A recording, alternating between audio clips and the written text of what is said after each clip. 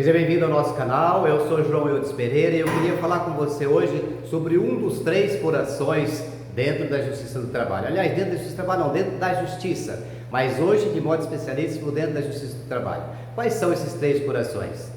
A capacidade que você tem de iniciar um processo com a petição inicial e depois a questão das audiências, que você deve saber falar muito bem diante do magistrado, diante do advogado da outra parte e representando aquele que te deu a procuração, que é o seu cliente, e depois a parte recursal. Quais são os recursos dentro da Justiça do Trabalho? E é esse o tema que nós vamos falar hoje para você. Recursos dentro da Justiça do Trabalho. Quais são? Você sabe quais são todos eles? Fique conosco. Olha aí nós vamos falar para você sobre esse coração, esse um dos três corações tão importante dentro do sistema judiciário e hoje, de modo especial, dentro da Justiça do Trabalho. Vem conosco. Muito bem, eu queria falar com você hoje sobre esse tema importante, mas antes eu preciso falar da importância desse tema para você sobre... que está aí do outro lado como advogado, e você que está aí esquentando essa cadeira aí durante os 5 anos na faculdade. Por que é que você esquenta uma cadeira durante 5 anos e depois você fica mais interessado nesse diploma? E não na qualificação, de você se especializar nessa função, para que você seja conhecido nesse meio jurídico, que vai te dar um retorno financeiro, né, que é o din-din, o famoso faz-me rir dentro da sua profissão, para você se sentir realizado como profissional na área do direito e também para que você possa, dentro da sua cadeia, dentro dos seus círculos de amizade, você possa de repente compartilhar conhecimentos e trazer, não ser simplesmente um a mais dentro dessa carreira jurídica. Então, eu, por exemplo, quando eu estava na roça lá trabalhando aos 17 anos de idade, eu pensava assim, quando me vinha aos olhos o suor, né, tinha aquele salzinho do suor, entrava dentro dos olhos, que eu tinha um problema seríssimo de olho, e eu já falei para você sobre isso em outras lives minhas, e que precisou depois de 5 cirurgias reviscerar o olho e acabei perdendo o olho. Então eu pensava assim, puxa, eu preciso me qualificar em alguma coisa. Eu amava aquilo que eu fazia, mas eu precisava me qualificar. Então isso aconteceu muito tempo depois, quando eu tive meu recurso próprio, quando eu fiz a minha faculdade e que hoje eu estou aqui com você falando como um aposentado da Justiça do Trabalho, como alguém que dentro dessa carreira jurídica que eu tive, do outro lado, como servidor da Justiça do Trabalho, eu me sinto realizado. Mas hoje, dentro desse conhecimento que eu adquiri lá, dentro desse tempo que eu coloquei, de 5 anos na minha faculdade de Direito, depois de 1 ano e meio na minha pós-graduação, especificamente dentro do Direito do Trabalho, material e processual, eu queria compartilhar com você isso. Mas esse conhecimento, essa experiência, não fica, se você não adquire se você ficar lá na acomodação do seu escritório, se você ficar lá na acomodação do seu quarto, vendo vídeos, e é claro que isso faz parte também, mas vendo só, gastando a maior parte do seu tempo com outras coisas, com banalidades que tanto tem dentro da internet. Eu queria falar para você hoje sobre um projeto, antes de iniciarmos esse tema tão importante sobre os recursos, que é um projeto que eu tenho para você hoje, que eu vou te passar nesse instante. Anote aí, qual é o nome desse projeto que eu tenho para você? É o famoso projeto TBC. TBC. Significa o seguinte, tire a bunda da cadeira. Você não deve ficar aí olhando o tempo passar, olhando o mundo passar. Seja parte desse mundo, o trem está passando e você precisa entrar dentro desse trem. O trem pode te levar a algo a praias que são sensacionais, a visualização de um mundo desconhecido que você não tem nem ideia do que isso significa. O Sócrates dizia uma coisa interessante, eu só sei que nada sei. Isso faz parte da sua humildade. Mas esse eu só sei que nada sei é porque por mais que você tenha um conhecimento, você precisa adquirir muito mais do que isso.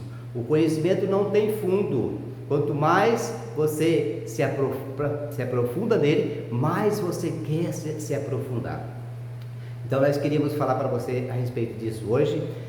E você fique conosco até o final, dê o seu like aí, dê o seu joinha, compartilhe isso com seus amigos na rede de advogados. Eu sei que você tem isso no seu WhatsApp, vários advogados que fazem parte desse mundo jurídico seu que você vive, para trocar ideias, para trocar experiência. Então, mande esse vídeo para que eles possam também participar conosco, entrar nesse debate desse mundo jurídico que é tão lindo e que a gente precisa dele, através desse direito processual, vamos dizer assim, para que possamos fazer parte disso. Isso é o papel seu de advogado, de estudante de direito, mas depois como advogado, de ajudar na difícil tarefa de edificação, de consolidação da justiça. Não é o juiz que faz isso só, é uma cadeia, são várias pessoas que fazem isso. E você, advogado, tem um papel fundamental nesse mundo jurídico. Então, quais são esses recursos dentro da Justiça do Trabalho? Alguns falam 8, mas eu queria especificar para vocês 7 recursos e vamos falar sobre eles hoje um por um. Esse recurso ordinário, né, que é aquilo que o nome já diz, é o ordinário, é aquilo que está ali à frente dos recursos dentro da Justiça do Trabalho. Os embargos de declaração, o recurso, o agravo de instrumento, o agravo de petição. Os embargos, eu queria falar para você agora sobre esses dois tipos de embargo, porque ele tem aí uma bifurcação para onde são recorridos depois, dependendo do tipo, de quem analisou, do tipo do processo, se é um direito coletivo, se é um direito individual, enfim. E o recurso extraordinário. E vamos dar depois uma palhinha sobre o famoso embargos à execução, que é tão visto e tão rebuscado dentro da Justiça do Trabalho, aliás, é primordial, né, dentro dessa fase de execução, mas que preste atenção nisso, porque alguns advogados confundem. Alguns advogados confundem como um recurso de embargos à execução. Embargo à execução, ele não é um recurso em si, ele é um incidente processual. Mas vamos lá, vem conosco e a gente vai ver um por um desses recursos agora. Vamos falar para você sobre essa questão, antes ainda de entrar no recurso, sobre essa questão da oralidade, para que a gente possa entrar na parte escrita, né? A oralidade que você tanto traz como advogado, advogar, eu já falei para você num pequeno videozinho a respeito disso hoje. Advogar significa você usar desse termo, ter o vogar, né? O vocábulo que você usa para você defender as pessoas. Antigamente, muito mais do que isso, se você for rebuscar as questões de direito, você vai ver que o direito ele era mais falado, não se escrevia tanto, né? Ele era lá no júri, que eram compostos, ele era mais vocábulo, ele era mais falado do que escrito. Então você deixa agora nisso que nós vamos falar, essa questão para que você possa entrar nesse mundo escrito, da escrita. Os recursos, eles são escritos. É claro que dentro de uma sessão num TRT, por exemplo, ou mesmo no STF, você tem a possibilidade ali de se inscrever e você oralmente, você falar na defesa do seu cliente, daquele assunto pelo qual você foi pago, daquele assunto pelo qual um cliente determinado passou para você a procuração. Então, o que é um recurso? O recurso é uma maneira de demonstrar essa insatisfação. Olha, eu não fiquei contente com essa sentença, o juiz não analisou direito e eu estou discordando com ela, e através disso que eu estou agora protocolando, excelência, eu quero que esse recurso meu seja revisto. Essa sentença que o senhor, que Vossa Excelência deu, ou que o desembargador, ou com o ministro, depende do grau de jurisdição onde se encontra esse processo, eu não estou contente com isso. Acho, inclusive, que várias coisas que estão dentro do processo não foram analisadas e precisamos daí que seja reanalisada essa matéria para que possa ser dado aquilo de direito que o meu cliente tanto busca, que é essa tutela do Estado, mas de forma especial, específica, uma tutela justa dentro desse mundo processual, dentro daquilo que nós colocamos, dentro das provas que nós colocamos nos autos e que deixaram de ser analisadas. Então, esse recurso, no sentido estrito da palavra, ele vem a ser um remédio processual. Por que um remédio? Porque o processo, às vezes, ele está com vícios. E esses vícios que tem, essas provas que foram colocadas, elas não foram analisadas, e o processo ele vai padecer. É como se ele estivesse doente e ele possa vir a óbito. Por quê? O que é o óbito que nós dizemos dentro desse processo? É a extinção dele com a resolução do mérito, onde você perde daí aquilo que você tinha como direito, a certeza que você tinha como direito, e com a resolução do mérito de forma negativa aquilo que você queria, padecer o seu direito. Porque, claro, dentro de um período de 2 anos ainda cabe uma ação rescisória de repente, mas é muito difícil de ser revertido. Existem casos, claro, mas ali é o momento processual de você, dentro do recurso, buscar isso. Então ele objetiva também uma reformulação ou anulação de uma decisão de um juízo monocrático. O que é um juízo monocrático? Lá de primeira instância. A gente costuma dizer a respeito disso, de modo especialista nos advogados mais novos e aquele que está estudando direito ainda, que lá no final do século, olha só, parece tão longe, né? Mas aí há 25 anos atrás, existia essa diferença grande de juízo monocrático. O que é que existia? Existia um trio ali para julgar o processo, que era, e a nomenclatura é diferente, e que, preste atenção, a Justiça do Trabalho ainda não mudou lá na sua especificação dentro da CLT, e ainda usa esse termo de Junta de Conciliação e Julgamento. Então a Junta de Conciliação e Julgamento ela era presidida por um juiz titular, né, um juiz dentro da vara, que era o responsável pela unidade da vara, ou mesmo como um substituto que ia atuar, e outros 2 classistas, um representando o empregado e outro o empregador.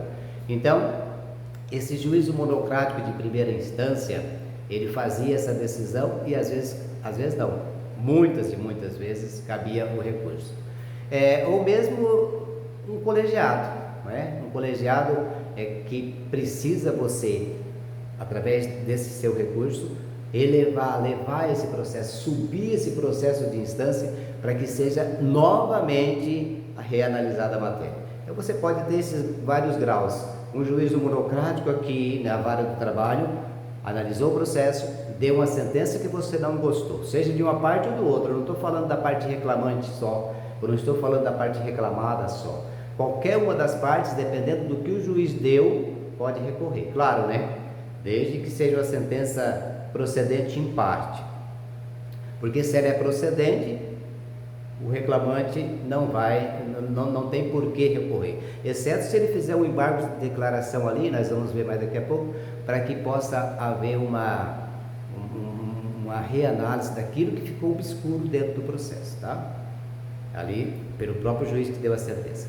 Mas, dentro desse mundo jurídico, esse recurso ele vai para uma instância superior depois para ser realizado. Então, primeiro grau de jurisdição, segundo grau de jurisdição, o TRT, depois pode ir para o TST, e depois, se for uma matéria, tá? Presta atenção, se for uma matéria que versa sobre questões da Constituição Federal, alguma coisa que vai contra os textos da Constituição Federal, aí sim, vai caber um recurso ao STF. Muito bem. Então esse recurso ele tem uma especificidade, ele tem um artigo lá que direciona ele, a especificidade do recurso tem um artigo que sempre vai mencionar ele. Ele tem uma especificidade como uma forma de redação. Você não pode simplesmente ter um copia e cola ali que você vai passar vergonha. Quantas vezes a gente não viu isso dentro desse mundo jurídico que nós trabalhamos, dentro desses 25 anos de trabalho que nós tivemos, advogados passando vergonha porque em vários recursos dele, ele coloca uma coisa só, é um parágrafo, copia e cola, e não tem nada a ver, às vezes, daquilo que ele está trazendo à baila, esse assunto que ele está trazendo para ser analisado ou reanalisado pelo juiz. Então, uma outra especificidade dele, além dessa forma de redação, a instância para a qual ele vai ser colocado depois, tá? Porque muitas vezes o advogado chega a errar a instância. Então, se você tem um palavreado, muitas vezes que não é condizente com o mundo jurídico, se você tem uma escrita que não é condizente com o seu grau de qualificação, como aquele técnico especialista dentro da área do direito, que o seu cliente logrou para você uma confiança de te dar uma procuração, às vezes fica difícil para que você possa ficar com...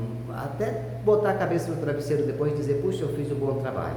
Porque aquele que te passou a procuração confiando em ti, perdeu a ação, porque você, como um técnico, um especialista, aquele que deveria saber, você errou coisas básicas. Ou mesmo que não, você possa colocar dentro do processo uma petição, eu já falei a respeito disso.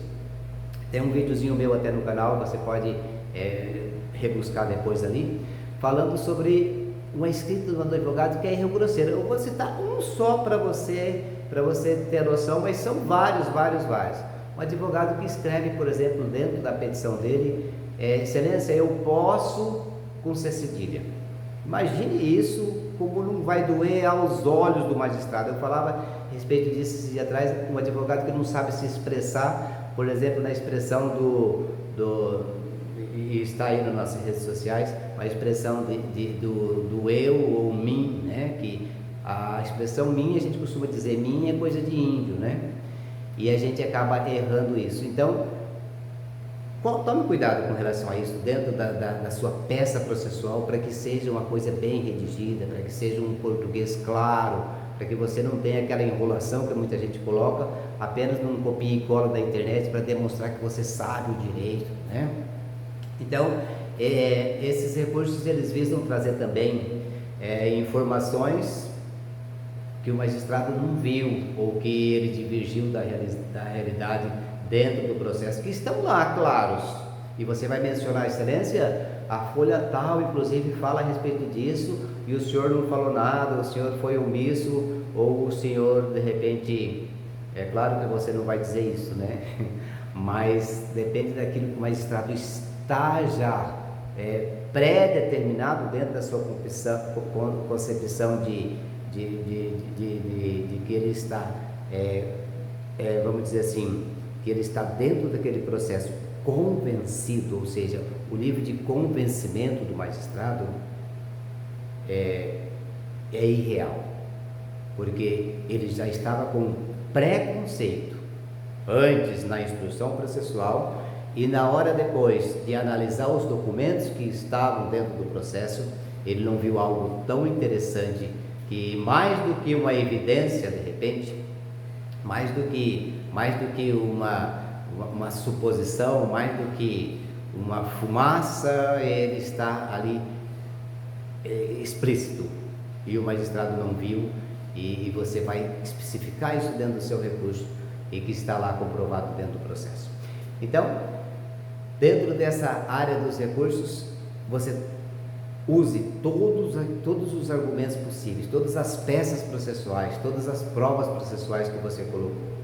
Então, ainda dentro desse mundo jurídico, nós queremos falar para você sobre essas questões importantes hoje, que são os fundamentos do seu recurso. O mundo jurídico é expressamente grande.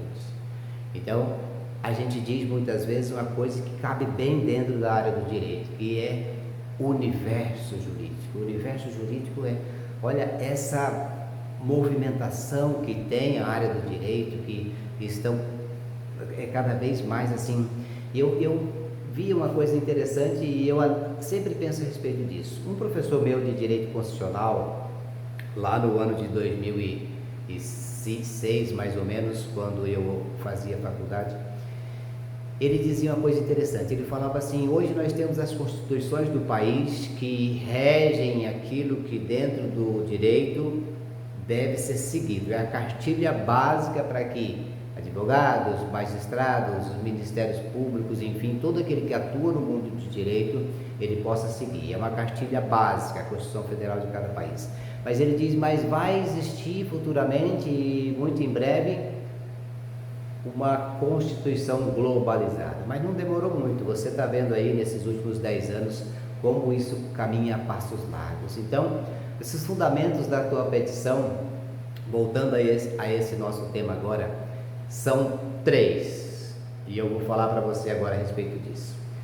Quais são esses fundamentos? Primeiro, que é muito natural que um magistrado, embora ele seja qualificado, embora ele tenha passado por várias fases no concurso, tenha estudado muito além daquilo que ele já tinha feito como base, que é o seu curso, né, que é a sua especificação dentro do mundo do direito, que é a sua faculdade de direito, através dos seus vários e outros cursos que ele fez, estudando para a prova da magistratura, ele pode ser falho, mesmo porque ele é assessorado muitas vezes. Eu falo isso porque eu assessorei vários magistrados, e esses assessores podem ter colocado uma falha grande, e que o juiz, na sua correria, você sabe que quantas, de modo especial nas áreas grandes, né? Quantas sentenças o juiz não tem que prolatar por dia, quantas decisões interlocutórias, quantos despachos ele não tem que preparar por dia, e de modo especial quantas audiências ele não tem que fazer. E você começa a imaginar, para ele fazer uma audiência, o que ele não tem que olhar antes, num dia antes, dentro do processo. Ele tem que ver o processo, porque ele não pode chegar lá sem saber o que ele vai perguntar para a parte, como é que ele vai instruir esse processo. Então ele tem que estar com o processo na sua memória, na sua cabeça. Ele tem que saber onde rebuscar tais coisas dentro do processo. Antigamente, claro, ali escrito ele rebuscava as páginas, mas hoje dentro da parte escrita, né, do processo eletrônico, ele tem que rebuscar as perguntas, ele tem que formular, aliás, além de tudo isso, ele tem que estar atento para não deixar que determinados advogados que são avançadinhos possam querer estar sentando ali na cadeira do magistrado para conduzir a audiência. Então o magistrado tem que estar atento a muitas e muitas coisas. Imagine então esse papel do magistrado, quantas coisas ele não assina num dia, né? Então isso tudo na cabeça do magistrado pode fazer com que o ato seu, dentro dessa decisão, dessa sentença que ele deu, seja um ato falho, porque é plenamente humano, pelo excesso de trabalho e das coisas que eu já disse, de modo especial pelo assessoramento que ele tem, que pode ser alguém talvez não tão qualificado, que deixou de analisar certas peças do processo. Então, primeiro fundamento, o ser humano é falho. Depois, as decisões judiciais, elas devem ser aprimoradas, ou seja, daquilo que se sai numa primeira instância do processo, às vezes uma sentença lindíssima que foi colocada e que precisa ser reanalisada, e às vezes equivocadamente deve ser sanado esse erro em segundo grau de jurisdição. Isso é um aprimoramento do processo. Então é por isso que ele passa por várias instâncias, até que, se houver recurso, claro, né, ele não vai subir de ofício, exceto algumas partes especificamente que são contra um estado, contra um município, enfim, que dependendo do valor ainda da sentença do juiz, ele vai subir de ofício. Então essas decisões, elas devem ser aprimoradas, para que não haja injustiça dentro da justiça, e de modo da justiça do trabalho, né, que são verbos de natureza alimentar que precisam ser sanadas. E também, se houver algo dado além daquilo que foi pedido, né, um julgamento extra petita ou ultra petita, vai prejudicar talvez o reclamado, que vai desembolsar além daquilo que é de direito e vai prejudicar o seu passivo dentro da empresa, pode levar até a falência. Já vimos muitos casos que uma canetada do juiz dentro do processo fale a empresa. Esse inconformismo da parte, que é a terceira fundamentação dentro da sentença, ele é interessante. Esse inconformismo da parte que não teve esse ganho de causa é natural do ser humano. Às vezes você está até errado, mas você recebeu uma palavra que está te criticando por alguma coisa, às vezes tem uma crítica que vai te elevar, e você acaba ficando inconformado com aquilo. Imagina então dentro do mundo jurídico, onde você está querendo receber algo e às vezes nem te é tão devido assim, né? Mas você, inconformado com aquilo, vai pedir em segunda instância, em terceira instância, uma revisão disso. Claro que, nobre advogado, preste atenção agora, né? Porque pode existir ali uma parte reversa, ou seja, você pediu algo, insistiu com algo, e você pode ganhar, tá? Já vi muitos casos disso, pode ganhar, vamos dizer assim, o ganhar de uma forma diferente, uma forma reversa, ganhar um prejuízo que você não tinha dentro do processo. Você pode ser condenado a pagar uma litigância de má-fé, tá certo? Ou o juiz pode, de repente, e em muitos casos, se há uma má-fé, o juiz faz isso, ele majora aquilo que o seu cliente deveria pagar como honorários advocatícios para o advogado da parte contrária, porque o advogado da parte contrária teve que se esforçar para contestar uma coisa sua que você não tinha direito, que o juiz de primeiro grau, de segundo grau já tinha falado a respeito disso, e você está insistindo numa tecla que você não tem provas, que não existe dentro do processo aquilo. Então, cuidado, tá? E daí nós vamos passar agora para os pressupostos processuais. Quais são esses pressupostos processuais? O pressuposto objetivo e o pressuposto subjetivo. Então, antes de um magistrado, quando ele recebe ali o seu recurso que você protocola e que esse recurso vai direto para o magistrado para fazer a análise dos pressupostos e depois encaminhar ou não, porque ele pode ali negar o recurso para a instância superior, ele faz antes essa análise dos pressupostos. Então essa análise do pressuposto é interessante. Alguns juízes, eles simplesmente fazem o seguinte, remetam os autos à instância ad quem para a reanálise da matéria. Isso era o que se fazia muito antigamente.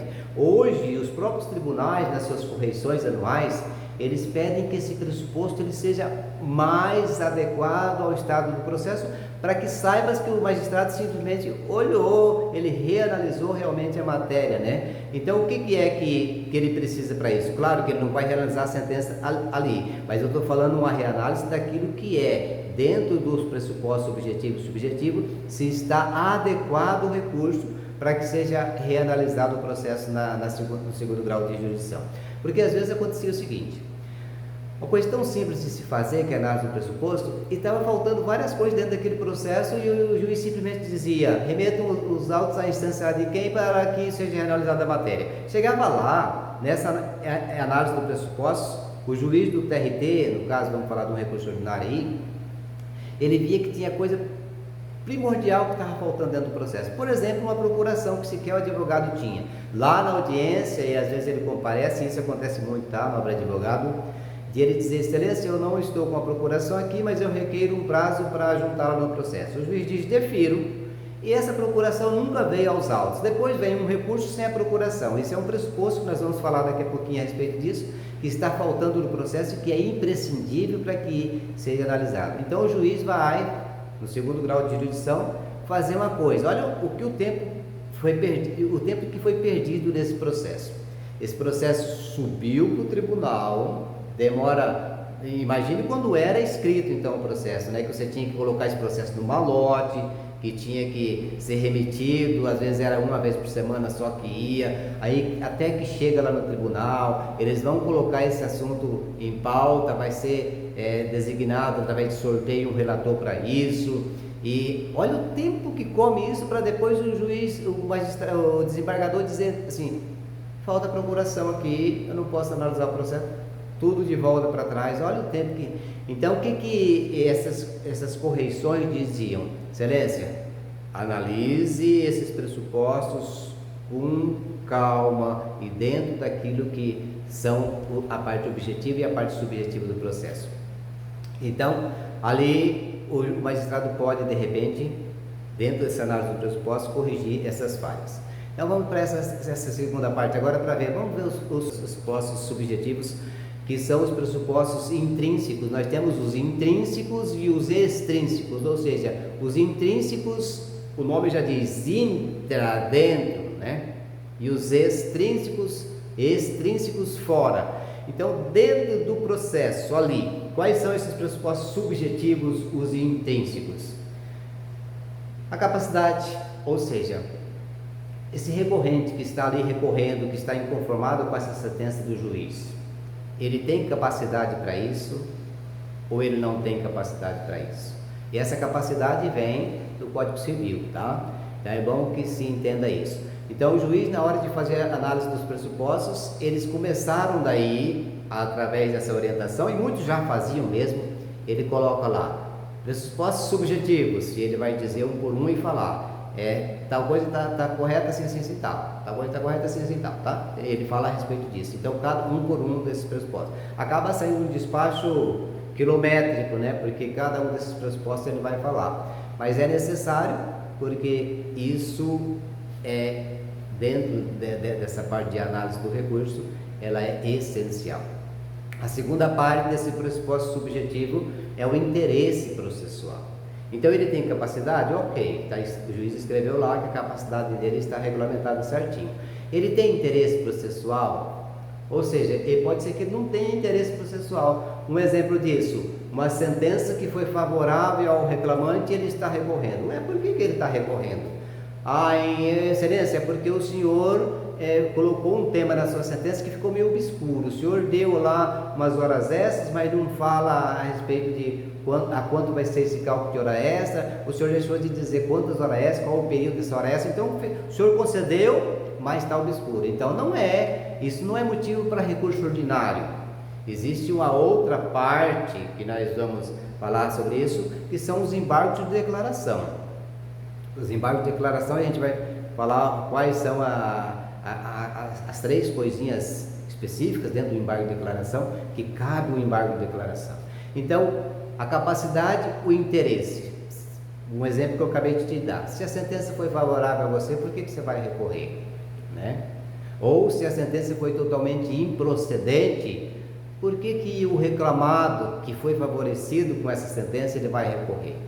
Né? Então, se é alguma omissão, obscuridade, também o reclamado pode dizer, excelência, corrija isso que ficou faltando dentro da sua sentença. E o juiz pode daí, não é uma reanálise daquilo que ele mesmo fez, porque não cabe a ele, seria um duplo grau, o segundo grau de jurisdição, mas ele pode fazer esse esclarecimento dentro da sua sentença. E a terceira coisa dentro desse pressuposto subjetivo intrínseco é a legitimidade do processo. Então essa legitimidade para recorrer, quem que tem essa legitimidade para recorrer? Né? O reclamante que está recorrendo, ele tem legitimidade para recorrer? É óbvio que tem. O reclamado que está recorrendo, ele tem legitimidade? Claro que tem. Mas existem processos que você tem a obrigação de informar o Ministério Público, por exemplo, um menor envolvido no polo ativo da ação, um indígena que está no mundo da ação jurídica, que tem muito hoje, que são indígenas, que são professores, né, que são contratados pela FUNAI, por exemplo, né, dentro do processo, e esse indígena ele tem uma especificidade, existe uma lei própria para isso, que direciona esse tipo de coisa. E se ele não é totalmente integrado à sociedade, o Ministério Público do Trabalho tem que participar das audiências. Ou então é um terceiro, né, que está aí no processo, que tem interesse processual, e depende muito disso, tá? Porque esse terceiro tem que pensar bem sobre essa questão da legitimidade, porque às vezes o interesse não é tão assim processual, tá certo? Aí nós vamos partir para um outro pressuposto objetivo agora, que é a parte que eu disse fora, né? Extrínseco, fora, intra, dentro, extrínseco, fora. Então são várias, são 5, esses pressupostos são 5. Primeiro, a recorribilidade. Então, essa decisão que o juiz deu, ela é mesmo recorrível ou ela pode não ser? Temos alguns exemplos a respeito disso para te dar. Existem processos que são sobre os valores, falam sobre o valor ali na condenação, na parte dispositiva, na parte conclusiva da sentença, o juiz fala o valor a que ele está condenando. Então, é um valor de alçada. Dentro da Justiça do Trabalho, por exemplo, 2 salários mínimos, se o juiz der uma sentença aí condenando em um salário mínimo, existe possibilidade de recorrer? Não existe. É um valor de alçada que nem sequer sobe, tá? A decisão ela é interlocutória. O juiz deu um despacho lá muito bonito que vai de repente influenciar dentro desse no decorrer desse processo, mas ela é uma decisão interlocutória. Despacho é uma decisão interlocutória. Então ele não pode recorrer, tá? Essa recorribilidade ela fica ofuscada aí dependendo daquilo que qual é a matéria que foi colocada, qual é o valor a que foi condenado, enfim. Segundo pressuposto objetivo, a adequação. Então, o que significa essa adequação? Essa sentença que você colocou, que você nominou como um recurso ordinário, ele é mesmo um recurso ordinário? Então, esse recurso ele tem que se adequar àquilo que vem dentro daquele escalonamento no mundo jurídico, dentro do processo do trabalho, se é aquilo mesmo a que se refere o recurso. Então, essa adequação ela é muito importante para saber qual é o recurso que você está, qual é a decisão, qual é a sentença que você está atacando dentro do processo. A terceira parte é a tempestividade. O recurso ele está dentro do prazo ou não está dentro do prazo? Essa tempestividade é importante porque se você perder o prazo, meu amigo, já era o processo. Antigamente era pior ainda, porque dentro desse prazo, e a Justiça do Trabalho ela quer ser célere e às vezes ela acaba atrapalhando bastante essa própria celeridade, porque ela atropela às vezes alguns atos dentro do processo. Então a tempestividade ela é importante. Antes, igual eu já dizia, era prazo corrido. Se você tinha um prazo, o juiz te concedia um prazo de 10 dias para determinadas coisas, você podia perder 4 dias aí, ou seja, sábado, domingo, 2 sábados e domingo, dá 4 dias que você já perdeu porque o prazo ele era corrido. E às vezes podia até, num prazo como recurso ordinário de 8 dias para um prazo simples, né? Porque o ente público ele tem 16 dias, prazo em dobro, e a gente vai ver sobre isso dentro do artigo específico, mas mesmo o prazo de 8 dias, podia se perder 4 dias a respeito disso. Depende da publicação, se o advogado tem a procuração no processo, e eu vou colocar aqui uma coisa, abrir esse parênteses para colocar uma coisa interessante para você aqui, tá? Logo que começou a acontecer esses prazos, essa parte eletrônica, e que a intimação do advogado ele já não ia mais pelo correio lá para o advogado, para ele receber, começar a contar o prazo ali, muitos advogados, esses mais de cabelo branco como a mim, que não se atualiza de repente dentro do mundo do direito, ele chegava na vara e dizia assim: mas por que eu expirou o prazo para eu recorrer desse processo? Eu não recebi intimação nenhuma. A gente ia lá, abria o diário dentro do processo e dizia: doutor, olha, está no diário tal, e dizia assim: ué, mas não foi lá em casa? Ele dizia: não foi lá no meu escritório? Ele estava esperando ainda a forma antiga, que era a Justiça do Trabalho fazer uma intimação para ele, colocar dentro do envelopinho, colocar a tarja de AR, que a gente tanto tinha isso, né? Os advogados aí se lembram disso.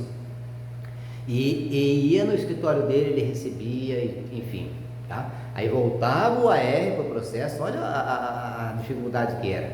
Voltava o AR para o processo, a pessoa, o servidor que trabalhava na secretaria ia olhar esse AR, ver o dia que o funcionário do correio entregou para o advogado, e aí ele ia contar o prazo para recurso ali, e aí expirava o prazo, fazia uma certidão de expiração de prazo. Então é interessante essa tempestividade. Hoje mudou, tá? Hoje o dia não é contado mais assim, sábado, domingo, feriado, não conta mais. Esse prazo ele segue essa lógica de que são dias úteis, tá certo? E é muito melhor para o advogado, que senão o cara tem que trabalhar, né? O advogado ele tem que trabalhar dentro do seu escritório lá, né? Às vezes de bermudão, às vezes de cueca, né? Para fazer um recurso dentro de um sábado, do domingo, porque na segunda-feira ia expirar o seu prazo. Hoje não, tá? Você pode curtir com a sua família o feriadão, vai lá para a piscina, vai lá para o baile, vai tomar o seu chopp, tá? Porque esse prazo, ele tem essa sequência, mas ele respeita o feriado, ele respeita o domingo, ele respeita o sábado, tá? E tem mais uma coisa também, que você, de repente, advogado, não sabe. dentro da tempestividade você tome cuidado com algumas coisas. Por exemplo, existe normas internas dentro de cada tribunal de que se houver uma interrupção do PJE, né, do processo judicial eletrônico, por determinado tempo, determinado período no dia, esse prazo vai ser devolvido. Tem que sair uma certidão do pessoal da TI do tribunal dizendo que o processo ficou fora de determinado dia, em determinado dia, de determinada hora até determinada hora. Então depois você, advogado, presta atenção que muito advogado não sabe disso. Você pode buscar essa certidão dentro do TRT e trazer no processo dizendo: excelência, o meu prazo não expirou porque tal dia não vai contar para efeito de tempestividade, tá certo? Como quarto pressuposto objetivo, o preparo. Isso é importantíssimo e muita gente ganha canetada, e se faltar o preparo é na hora. O magistrado não deixa subir o processo. O magistrado está muito interessado nessa celeridade, pode prestar atenção, porque isso é a coisa que mais vai ser olhada dentro do seu recurso. Claro, tudo vai ser olhado, mas você recolheu as custas processuais que eram devidas, você recolheu o depósito recursal, e a gente vai dizer aqui essas duas coisas para o reclamado, tá? Para a parte reclamada, que é a parte réu no processo. Porque ao autor, se lhe forem concedidas, por exemplo, a justiça gratuita, tudo, ele não precisa de custos processual, ele não precisa de depósito recursal, mas o reclamado é essencial isso, tá? Então, se você vai recorrer, e aí a gente vai falar um vídeo especificamente a respeito disso, porque muita gente vai lá e faz o depósito recursal completo. Se ele foi condenado só em R$5.000 para pagar, ele não precisa fazer o recolhimento daqueles 13, 14 mil, que é o depósito recursal lá. Olhe lá, porque todo dia 31 de julho ele muda certas coisas do processo. O depósito recursal ele muda também, tá? O valor do depósito recursal, ele é atualizado lá pelo TST. Então, não precisa você recolher todo o valor do depósito recursal, você vai recolher aquilo que você foi condenado, que é os R$5.000, eu estou te dando um exemplo, tá? Que é os R$5.000 que o juiz te condenou lá na parte dispositiva da sentença. E como quinto pressuposto objetivo extrínseco, a regularidade de representação.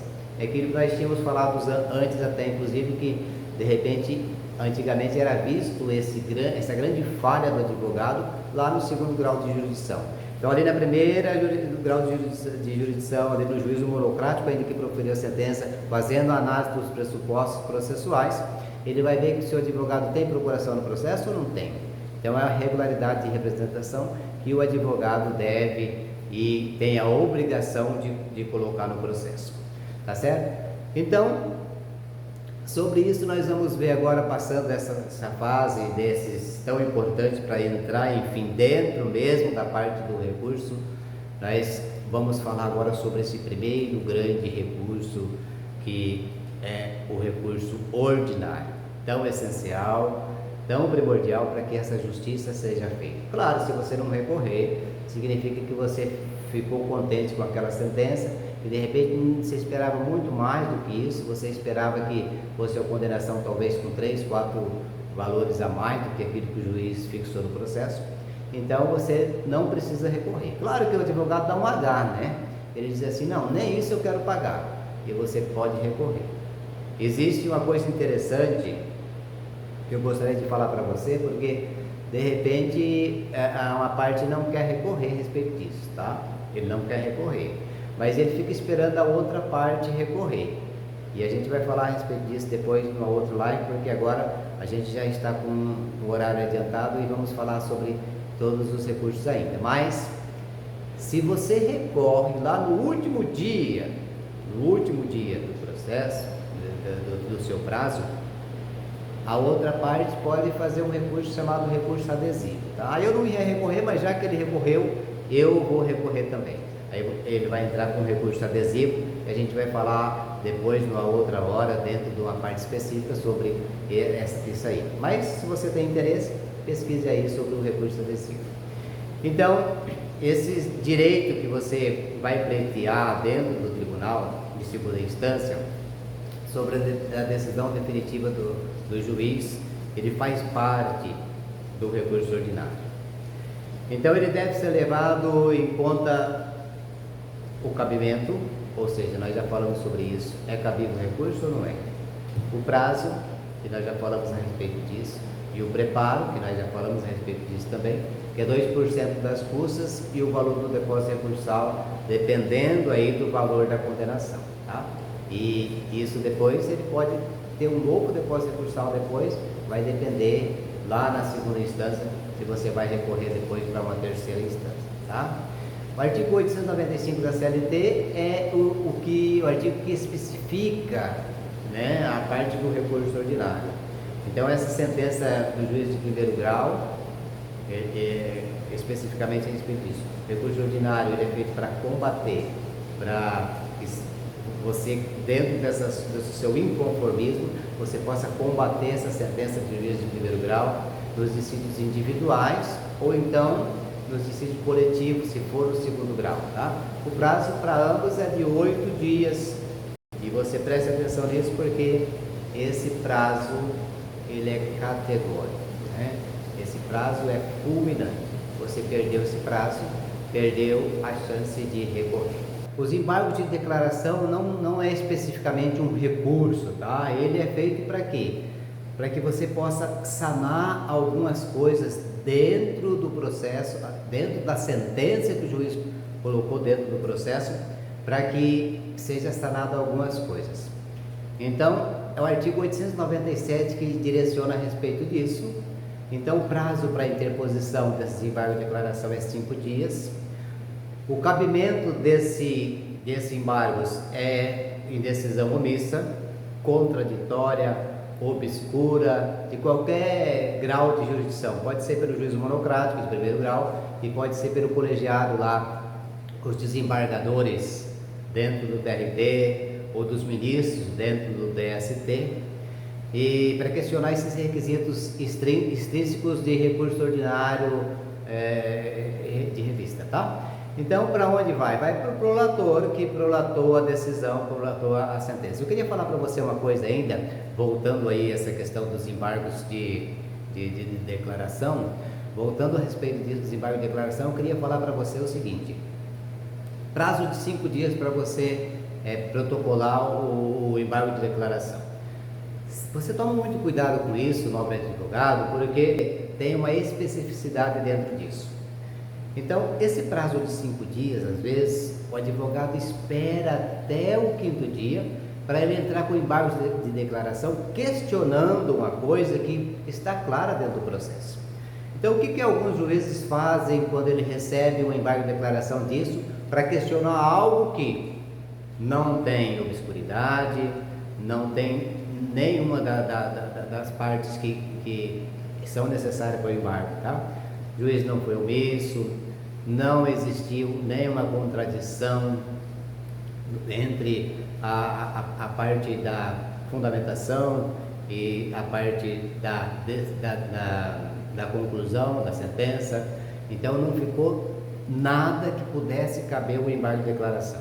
Aí o que o juiz faz? Quando ele pega que ele vai decidir, ele não pode ser omisso, ele tem que decidir o embargo de declaração. Então lá ele mete uma multa por litigância de má-fé, porque ficou claro para ele, na cabeça dele, que o advogado, e eu estou falando aí da parte reclamada em quase que 100% dos casos, que ele fez isso para ganhar tempo. Por que eu falo para ganhar tempo? Presta atenção, advogado, e você que está com grande experiência nessa área do direito, talvez você até já tenha feito isso e você vai saber do que eu estou falando. O advogado, ele tem o prazo de 8 dias para protocolar o recurso ordinário. Então, ele não fez isso ainda, talvez a matéria seja complexa e ele precisa de um prazo maior. Quando ele entra com o embargo de declaração e que o juiz decide o embargo de declaração, ele vai ser intimado da decisão, da sentença, do embargo de declaração, e começa daí do zero a contar o prazo dele de 8 dias para ele protocolar o recurso ordinário. Então, essa é a intenção do advogado. E a intenção é procrastinatória para ganhar tempo, para que ele possa depois fazer o seu recurso ordinário, sendo que não existia nenhuma omissão, nenhuma contradição, nenhuma obscuridade dentro da sentença do juiz. Aí o juiz, de posse dessas informações, ele fala a respeito disso até, ele mete aí uma multa na parte a que você está, claro, não é o advogado que ele impõe, mas a parte que você está representando, e vai onerar bem mais, isso que já talvez não fosse bom para o seu cliente, vai onerar ainda mais, piorando a sua situação financeira mais ainda. Então preste atenção na hora que você vai fazer o embargo de declaração. Realmente houve a omissão? Realmente houve a contradição? Realmente o juiz foi obscuro na sua decisão? O que ele falou não ficou bem claro? Ele tem que aclarear as coisas dentro do processo? Então, se houve, ótimo. Mas se não houve, cuidado com a sua peça de embargo de declaração, tá? Então, passando para esse terceiro, que é o recurso de revista. O artigo 896 vai disciplinar a respeito disso, tá? Artigo 896 vai disciplinar a respeito do recurso de revista. O prazo para interposição desse recurso de revista será de 8 dias e o cabimento, é claro, eu estou falando esse prazo também, considerando que você é uma pessoa normal dentro do processo, porque se você tem alguma especificidade, ou seja, um ente público, enfim, seu prazo é outro, tá? O cabimento é contra acórdão de recurso ordinário ou então de agravo de petição, tá certo? Para onde que vai esse recurso de revista? Para a turma do TST, tá? O recurso de revista é sempre para a turma do TST, tá certo? Que vai. Por quê? Porque é uma decisão colegiada dos desembargadores do TRT, tá? Vamos passar para esse quarto recurso, que é o agravo de instrumento. O agravo de instrumento, ele é um recurso que serve para quê? Somente para destrancar um recurso. Vamos supor aqui que o juiz de primeiro grau deu, ali na sua análise de pressupostos, ele disse assim: o preparo não foi, isso acontece muito, tá? O preparo não foi bem feito porque faltou recolher as custas. Não foi recolhido o depósito recursal. E às vezes o juiz é chato, e não é porque ele é chato, é porque está dentro da lei. Às vezes eu já vi recurso ser denegado porque faltaram centavos dentro do depósito recursal, tá? Aí o que acontece? Você precisa que esse recurso seu seja reanalisado em segundo grau de jurisdição. Então o que você tem? O juiz trancou ele disse assim: não, você não vou subir o teu recurso, porque ele não está com os pressupostos preenchidos. Aí o que você vai fazer? Você vai lá e vai bater no juiz, vai meter a mão na orelha do juiz, vai dar um tiro nele? Não, você vai usar de uma ferramenta que o judiciário te coloca, que a legislação te coloca, lá no artigo 897 da CLT, para que esse recurso seu possa subir. Então você entra com agravo de instrumento. No agravo de instrumento, o juiz que prolatou a sentença, ele não pode falar nada a respeito disso. Ele é obrigado, com esse agravo de instrumento seu, a subir o processo, tá? Então esse artigo 897 da CLT é o que disciplina o agravo de instrumento, e você também tem uma instrução normativa do TST aí, número 16, para que você possa, na hora de formar essa peça, você entender e você não a gente chama a expressão chula, né? Comer barriga na hora de você fazer isso. Então o cabimento dela é contra essa decisão que tranca recurso. Falei já para você a respeito disso. Somente para destrancar um recurso. Ele vai para onde? Depende muito, depende da instância que denegou o segmento do teu recurso. Então, ele vai para a instância ad quem, né, do recurso trancado. Por exemplo, uma vara de trabalho da unidade que você protocolou, você vai para o TRT daquela região. Se é no TRT que não deixaram o seu recurso ser analisado, vai para outra instância que é o TST, tá certo? E se tratar de matéria constitucional, é uma outra coisa. Vamos falar a respeito disso também depois, numa outra oportunidade. Tá? Como quinto recurso, nós temos aí um agravo de petição. Tá? O que direciona o agravo de petição? Está lá no artigo 897 da CLT também. O prazo de interposição é de 8 dias, desculpa, e ele cabe aonde? Ele cabe contra as sentenças em execução, tá? Sentenças em execução. Ele vai para onde? Claro, ele é do primeiro grau de jurisdição, ele vai para o TRT daquele regional a que está referindo o processo, tá? Como sexta parte, tem os embargos. E aqui há uma bifurcação aí sobre isso. Eu queria que você desse uma olhada aí, porque o nosso tempo já está bem escasso. E vamos falar, de repente, se for do seu interesse, coloque aí nas redes sociais, se você tem interesse em saber um pouco mais sobre isso, que a gente vai falar mais detalhado sobre isso. Já estamos com um vídeo um pouco alongado, mas ele cabe no Tribunal Superior do Trabalho e ele tem um prazo, tá? No prazo de 8 dias também. Esses prazos são diferentes e é isso que é o medo de muitos estudantes do direito, porque esse prazo da Justiça do Trabalho, e eu falava por que ela deve ser escolhida para você para atuar, exatamente por causa dessa celeridade que vai te dar um retorno financeiro, né? Um din-din, um faz-me rir muito mais rápido e que vai te ajudar aí com certeza a comprar aquilo que você precisa, não só de bens né, que você está de olho aí, quem sabe um carro melhor, né? Uma terrinha para você passar seus finais de semana, que bom, né, isso. Então, qualifique-se para isso, estude para isso, para você não passar vergonha dentro do judiciário. Então, esse artigo 894 da CLT, ele vai disciplinar sobre os embargos. Então, a decisão não unânime de julgamento, ele cabe que conciliar, que julgar, homologar a conciliação em dissídio coletivo, que exceda essa competência territorial dos Tribunais Regionais do Trabalho, e estender ou rever as sentenças normativas do TST, né, nos casos previstos em lei. E ele tem aí essa bifurcação que eu disse antes, tem essa questão dos embargos ser protocolados em dissídios individuais e nos dissídios coletivos. Depois tem uma outra especificação dentro do 894, tá? Tá tudo dentro do 894 para que você possa usufruir desse conhecimento, para que você protocole o seu recurso. Nós não estamos falando de embargos de embargos à execução, tá? Eu vou falar com você a respeito disso para dentro do vídeo aí. É tão importante essa matéria que, mesmo não sendo um recurso, eu quero falar para você a respeito disso. Vamos lá para o sétimo, então, para a gente ver a respeito disso. O recurso extraordinário, é interessante isso, porque ela vai se tratar especificamente de matéria de direito dentro da Constituição Federal, tá? Ele, como eu já disse, só vai para o STF se versar sobre matéria constitucional, tá?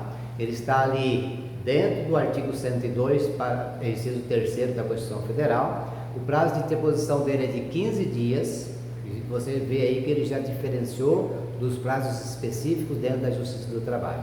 E o cabimento dele é contra a decisão da última instância do TST, tá? E é claro que, não precisava nem dizer, mas só ratificando, ele vai para onde? Vai para o STF.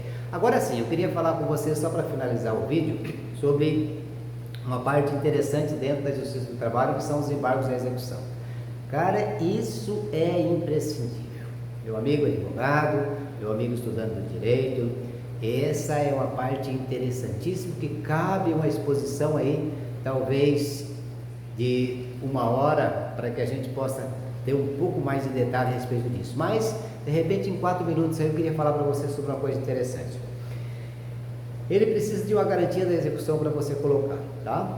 Voltando antes um pouquinho, ele não é um recurso, eu já falei com você a respeito disso. Ele é um incidente processual dentro aí dessas fases que o processo está tramitando, dentro da vara do trabalho que você protocolou o seu processo. Então, ele precisa de uma garantia de execução, mas ele precisa de garantia de execução em qualquer caso? Não. Ele precisa da execução, aí vamos colocar a exceção. Ele, exceto isso, nos demais casos, precisa da garantia de execução. Quando que ele não precisa da garantia de execução? Quando for se tratar de uma entidade filantrópica, ou então que membros dessa diretoria, dessa entidade filantrópica fizer parte e tal, além de uma alegação de ilegitimidade passiva, tá? Você pode alegar uma ilegitimidade passiva, no caso, você pode alegar que é uma matéria de ordem pública. Eu estou falando alegar, mas não é só uma alegação, tá? É uma comprovação dentro do processo, sob pena de você poder, de repente, levar uma multa por litigância de má-fé, tá? Ela é uma matéria de ordem pública, por exemplo, uma prescrição. Ah, juiz, excelentíssimo, está prescrita a matéria, está prescrito, não cabe eu ser executado por causa disso. E a prova de que a garantia compromete a subsistência do executado. Essa é uma prova meio difícil, tá? Na parte do reclamante, da parte do autor, ela basta uma declaração dele. É claro que se o executado, o reclamado depois provar que aquilo é uma mentira, né? Mas basta uma declaração dele, de cunho próprio ali, dizendo que ele é pobre na forma da lei, que ele não tem como recolher custo processual ou pagar honorário à parte contrária, enfim, porque isso vai prejudicar a sua subsistência dele e dos seus filhos na parte alimentícia. Mas se o executado conseguir provar isso, talvez, tá? Estou dizendo talvez, ele possa ser isento da garantia da execução. Ele pode alegar ainda o excesso de execução, ele pode alegar erro de cálculo. Vou dar só uma pincelada a respeito disso, não vamos entrar nesse mérito por causa do nosso tempo curto, tá? A inexistência ou elegibilidade de título, por exemplo, é um título embasado para execução que não possui validade jurídica, tá? Ou a dívida não é exigível por vício processual ou pela ocorrência de fatores como, por exemplo, uma prescrição de dívida. Uma nulidade de penhora, ela foi feita ilegalmente ou irregular. Por exemplo, o bem é impenhorável, é um bem de família, por exemplo, que você penhorou, é a casa que é o único bem e a parte tem que ter um teto para se abrigar da chuva, do sol, enfim, para que possa a sua família ter um pouco de conforto, né? Esse pagamento de quitação parcial da dívida ou prescrição da dívida também é um motivo para se alegar dentro dos embargos. E também nós temos dentro dos embargos da execução, quando formalizada a penhora, tá? Quando garantido esse juízo, quando o oficial penhorar os bens e que ali fizeram o executado assinar como fiel depositário desses bens e tudo, começa a correr o prazo. Uma coisa interessantíssima que eu vou falar para você nos embargos da execução e que muitos advogados perdem o prazo por causa disso, tá? Ele tem um prazo para protocolar o embargo da execução e às vezes ele paga, tá? Ele deposita o valor integral da execução. Por exemplo, ele deve 15 mil no processo, ele deposita o valor integral da execução e ele fica quieto, tá? O que se subentende a respeito disso? Subentende que ele pagou a execução e é para pagar para o exequente aquele valor, tá? Agora, quando ele deposita o valor da dívida e ele faz a petição protocolando esse comprovante de que ele pagou a dívida, mas que ele pagou para a garantia da execução e que ele requer o prazo para embargos da execução, e esse prazo não lhe é concedido, tá? Por escrito ali, com publicação no diário, subentende-se que uma vez garantida a execução, presta atenção nisso, que muitos advogados perdem o prazo por causa disso. Uma vez garantida a execução, e você sabe que você garantiu porque foi você próprio que depositou esse valor e colocou à disposição do juízo, então a partir desse exato momento, do depósito que você faz na conta judicial, começa a correr o seu prazo para embargos da execução, tá certo? Não perca o prazo por um desconhecimento desse. Eu estou passando para você isso se você não sabe.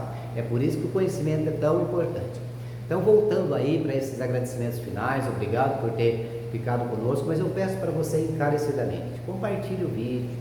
Você tem um grupo aí, eu tenho certeza que você tem, de advogados, onde você muitas vezes coloca o seu questionamento, e aí, como é que eu faço isso, como é que eu faço aquilo? É normal isso, ninguém sabe tudo, ninguém nasceu sabendo. Então, essa troca de experiência, compartilhe com esse grupo que você tem aí, esses nossos vídeos, para que eles possam vir também somar conosco nessa difícil tarefa de levar o direito às pessoas, tá? E ratificando o nosso projeto. TBC, tire a bunda da cadeira, vamos angariar conhecimento, vamos buscar esse conhecimento. Como diz Sócrates, na sua humildade você vai dizer, eu só sei que nada sei, mas no fundo você tem um conhecimento além para poder passar aos outros, e além de passar para os outros, você tem um conhecimento próprio para diferenciar você como advogado, para que outros possam te indicar, olha, fulano é ótimo. É difícil ele perder uma ação, né? Porque você concatenado naquilo não vai mentir para o seu cliente. Se ele não tem o direito, você vai dizer para ele, olha, esse direito é muito difícil, tá? Porque isso, isso e isso. Então, indique aos seus aí no seu grupo de WhatsApp, no seu grupo de Facebook, no seu grupo de Instagram, de TikTok, né? Coloque as nossas lives, os nossos vídeos, compartilhe, comente aí qual o assunto que você quer que a gente traga à baila aqui, para que você possa ter um pouco mais de conhecimento e discutir aquilo que você sabe, de repente eu possa não saber e o outro possa não saber. Um abraço, fique conosco e obrigado pela paciência.